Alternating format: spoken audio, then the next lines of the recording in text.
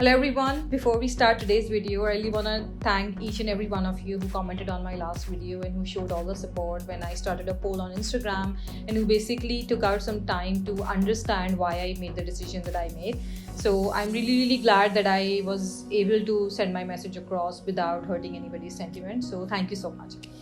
So we're off to a fresh start. With today's video, we're starting a series on content creation. In this series, we're going to take a step-by-step approach and I'm going to tell you everything that you need for your content creation journey, starting from what basically niche is, how you can start your own blog, what kind of platforms and tools do you need to start your content creation journey, and how I create my content and how I create it consistently.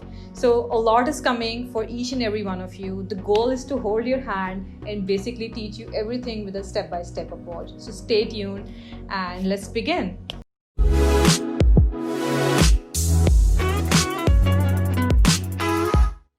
So if you're new to this channel, my name is Hira Saeed and on this space I create videos about content, freelance and online business. Let's start with the first video of this series, which is going to be all about that $1 million question that everybody has in their mind, and that's all about what exactly your blog is going to be about. And in technical terms, finding out what you're going to write on is called finding out your niche. So what basically niche is?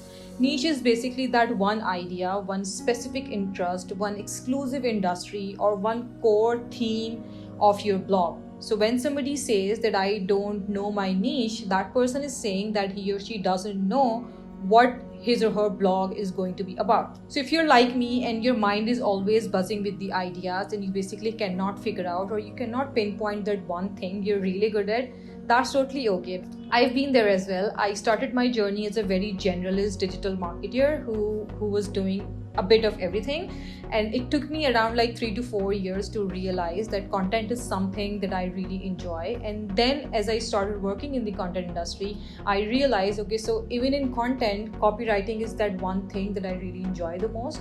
So even if you're starting out with one niche right now, in the future your niche is going to evolve.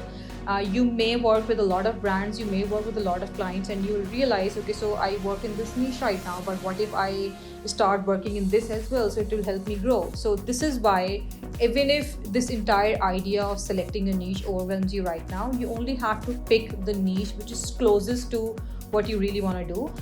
But in the future, you can always evolve, you can always scale to different niches as well.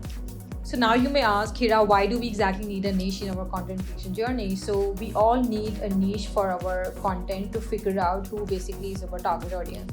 So more than around 4.5 billion people use internet as of recent stats. And if you're trying to like talk to everybody out there, you're not going to talk to anyone, because the broader your niche is going to be, the harder it will be for you to scale into that niche. For example, let's just forget everything and let's just clear this out with an example. So for example, you follow a creator and you went on their Instagram profile or maybe your YouTube channel. The bio says that I am a tech blogger. So that's okay. Okay, so as compared to the other person, his bio says I am a tech blogger who makes videos on gaming. Okay. And as compared to that, the other person bio says, I am a tech blogger who makes videos on first-person shooter games. Okay. As compared to that, the other person bio says, I am a tech blogger who makes videos on first-person shooter games in Urdu. So you see what I did there? So while selecting your niche, you can select your niche as an industry, as a sub-industry, and even as a geographical location as well. So this example that I quoted, I am a tech blogger who make videos on first-person shooter games in Urdu.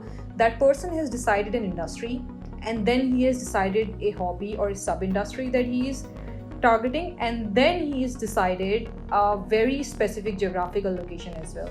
So a niche can be of any industry, a niche can be of any geographical location, a niche can be of anything else. So the whole philosophy of selecting a niche for your content is the narrower your niche is going to be, the easier it will be for you to scale it, because you are talking to a very specific set of audience.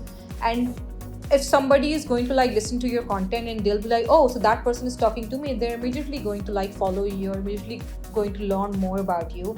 Because I mean, we have lots of generalists in the world, and if somebody finds you out as a specialist in who they are and they start relating to your content, it helps a lot. So I think that's it for today's video. What I want from you guys is to start thinking about your niche, and whatever statement or whatever line you come up with, comment it below, and I'll be providing feedback on each and every statement that you'll provide here. So until next week, when we'll come up with another video for this series, thank you so much for listening. Bye